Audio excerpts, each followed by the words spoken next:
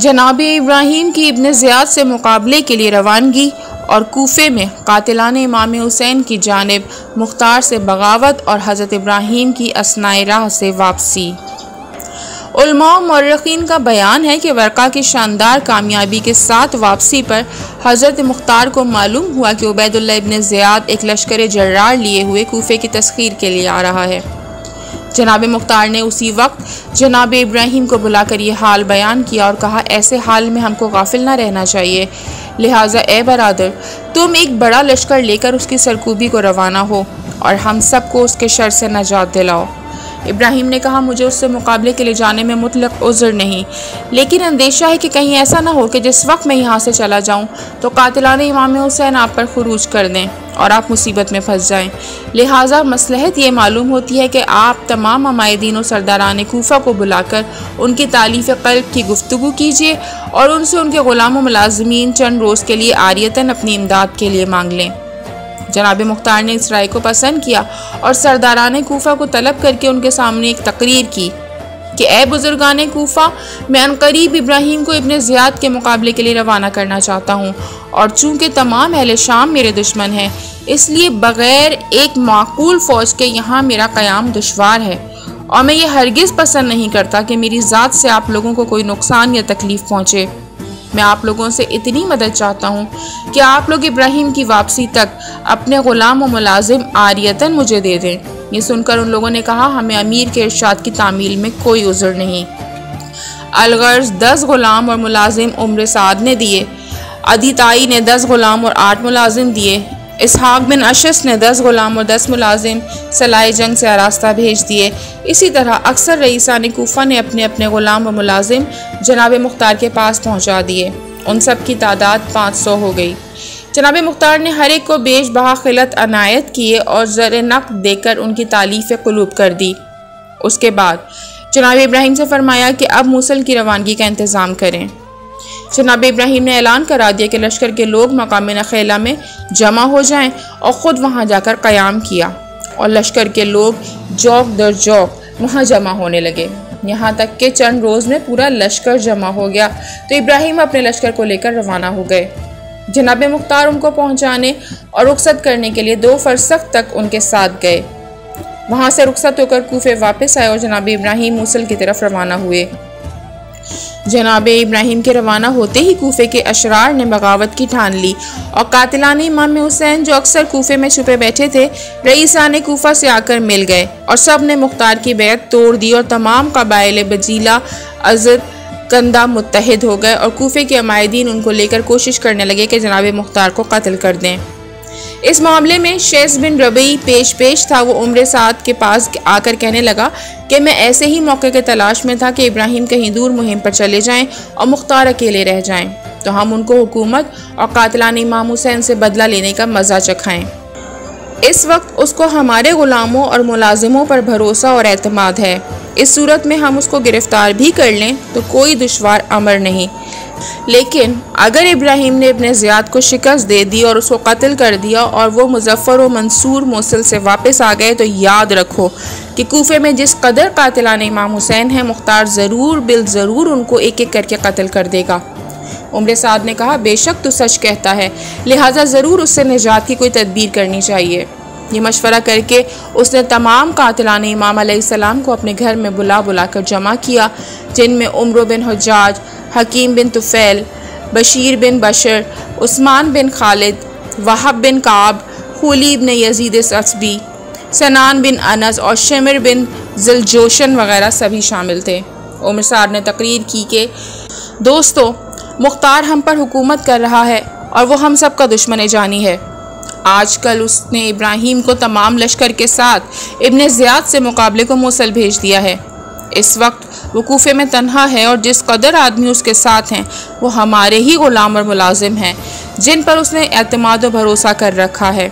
इस वक्त मुख्तार को कत्ल कर देने का मौका बहुत अच्छा है। अगर इब्राहीम मूसल से वापस आ गया तो फिर हम में से किसी की खैर नहीं।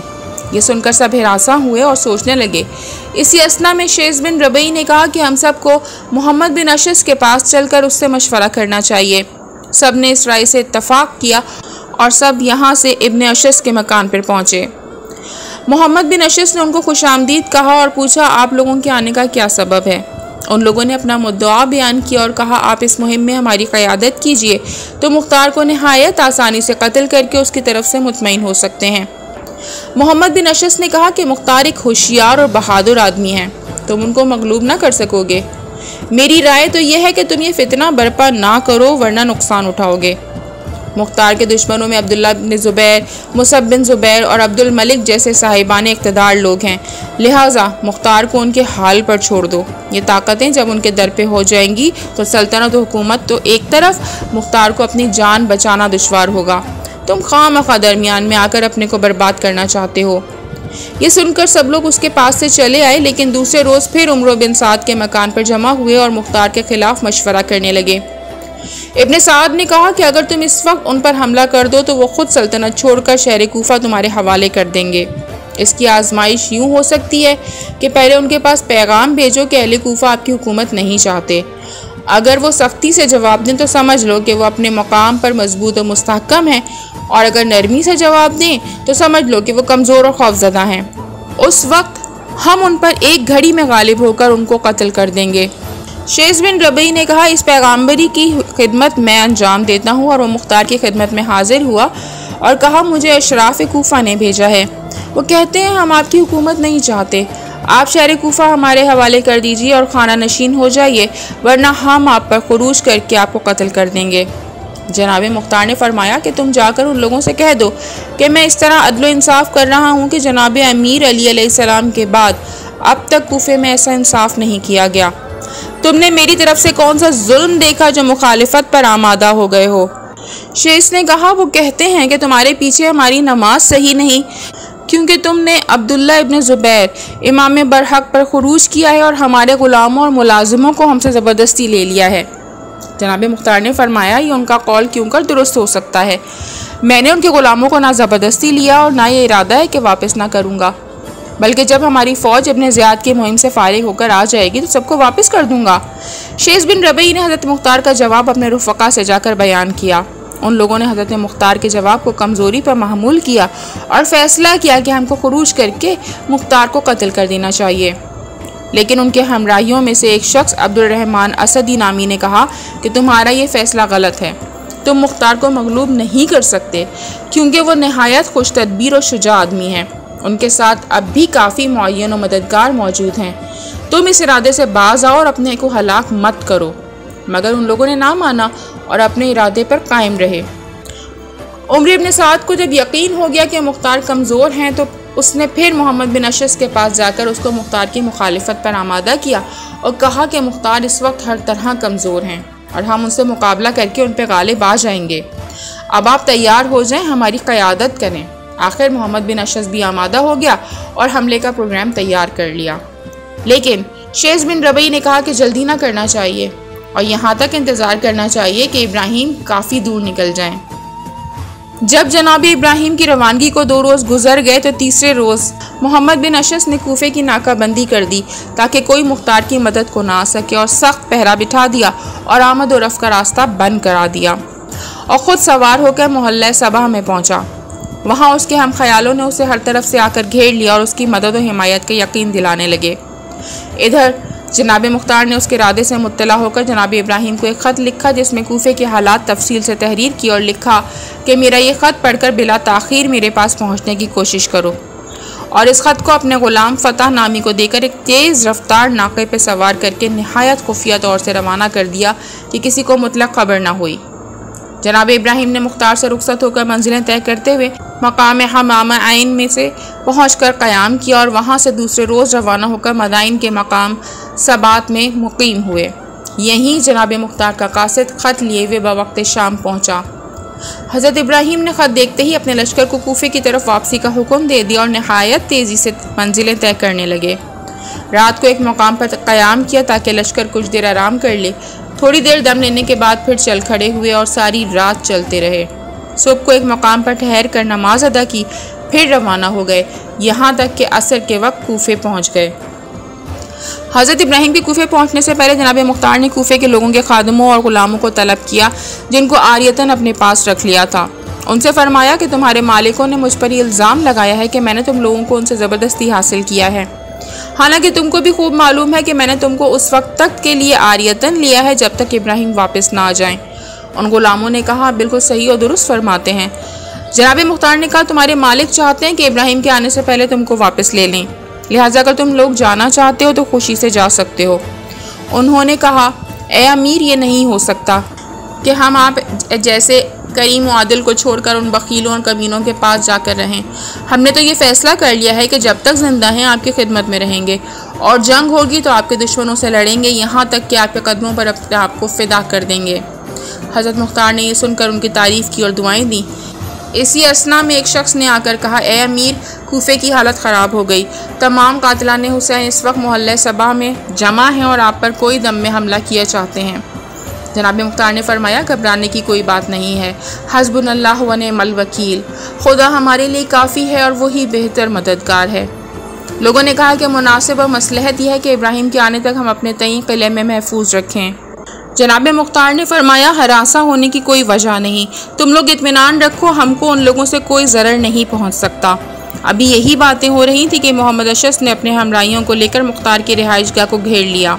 मुख्तार ने अपने रुफ़क़ा से कहा, तुम लोग भी हथियार लगा कर निकलो, उनसे मुकाबला करो। चुनाचे उन लोगों ने उन बागियों का मुकाबला किया और जंग शुरू हो गई। मोहम्मद बिन अशस के बहुत से आदमी मारे गए तो उसने उन लोगों को बुला लिया जो नाकाबंदी पर तैनात थे। इस तरह रास्ते खुल गए और मुख्तार के दोस्तों को भी मुख्तार की मदद के लिए जाने का रास्ता मिल गया। अब लड़ाई बहुत शिद्दत की होने लगी, यहाँ तक कि सुबह से शाम हो गई। उधर जनाब इब्राहिम 400 हमराइयों को लेकर अपने लश्कर से आगे ज़्यादा तेज़ और उजलत के साथ कूफा जा रहे थे। जब कूफे का 2 फरसख फासला रह गया तो एक लश्कर को बरसरे राह मुकीम पाया, जिनका सरदार यजीद नामी एक शख्स था। उन लोगों ने हज़रत इब्राहिम को आते देखा तो बढ़कर पूछा, तुम लोग कौन हो और कहाँ जा रहे हो? जनाब इब्राहिम ने यही सवाल उनसे किया कि तुम लोग कौन हो और यहाँ क्यों ठहरे हो? उन्होंने कहा, हम मोहम्मद बिन अशस की फ़ौज के सिपाही हैं और इसलिए यहाँ खड़े हैं कि किसी को मुख्तार की मदद को ना जाने दें। जनाब इब्राहिम ने यह सुन के फरमाया, अच्छा तो सुन लो, मैं इब्राहिम इब्ने मालिक उश्तर हूँ और मुख्तार की मदद करने आया हूँ। यजीद ने आगे बढ़कर कहा, ए इब्राहिम, मैं यजीद हूँ, तुम जानते और पहचानते हो और मैं तुमको जानता हूँ। मैं तुमसे अज़राए हमदर्दी कहता हूँ कि मुख्तार पर तुम अहले कूफा ने हमला कर दिया और अब वो गिरफ्तार होकर मोहल्ले सबा में लाए गए हैं और अनकरीब इबरतनाक सूरत से कत्ल कर दिए जाएंगे, लिहाजा तुम अपने को हलाकत में ना डालो। जनाब इब्राहिम ने फरमाया, ओ दुश्मन खुदा और रसूल, खुदा तुझ पर लानत करे, अब तो मैं तेरा कत्ल वाजिब समझता हूँ। फिर अपने लश्कर को हुक्म दिया कि इन पर हमला करो और इनमें से एक को भी जिंदा ना छोड़ो। चुनाचा रुफ़क़ाए इब्राहिम ने एक बारगी हमला करके उन मलूनों की कसीर तादाद वासिल जहन्नुम कर दी। जनाब इब्राहिम ने यजीद बिन हारिस मज़कूर को अपना शिकार बनाया और कहा, ओ मलून, तूने जो मुझे मुख्तार की गिरफ्तारी की खबर दी है उसका एवज़ लेता जा। ये कहकर तलवार का वो तुला हुआ हाथ मारा कि वह मलून ताबज़ेन 2 टुकड़े होकर गिर पड़ा। उसके फिन्नार होते ही उसके लश्कर के पैर उखड़ गए और वह मैदान छोड़कर भाग खड़े हुए। जनाब इब्राहिम ने अपने हमराहियों को हुक्म दिया कि उनका ताक़ुब करो और उनमें से एक को भी जिंदा ना छोड़ो। चुनाचे मुजाहिदों ने उनकी कसीर तादाद वासिल जहन्नुम की। उसके बाद जनाब इब्राहिम आए अपने लश्कर के कूफे में दाखिल हुए। वो उस वक्त पहुँचे जबकि मोहम्मद बिन अशस की फ़ौज के दिल बढ़े हुए थे और वह बढ़ बढ़ कर हमले कर रहे थे और मुख्तार की फ़ौज में शिकस्त के आसार ज़ाहिर होने लगे थे और जनाब मुख्तार नहायत दलेरी के साथ जंग में मशगूल थे। रात हो चुकी थी, महताब की रोशनी फैल रही थी कि मुख्तार के कानों में तबल की आवाज़ आई। जनाब मुख्तार ने पलट के देखा तो इब्राहिम के लश्कर के अलम नज़र आए। ये देखकर वो बहुत खुश हुए। उन्होंने तकबीर की आवाज़ बुलंद की, अपने लश्कर को जनाब इब्राहिम के आने की खुशखबरी दी, जिसको सुनकर उनके लश्कर में असर नौ ताकत पैदा हो गई। जनाब इब्राहिम जब हज़रत मुख्तार के पास पहुँचे, वो घोड़े से उतरे और जनाब इब्राहिम से बगलगीर हुए। हज़रत इब्राहिम ने यजीद बिन हारिस का वाक़या बयान किया, जिसको सुनकर जनाब मुख्तार बहुत मसरूर हुए।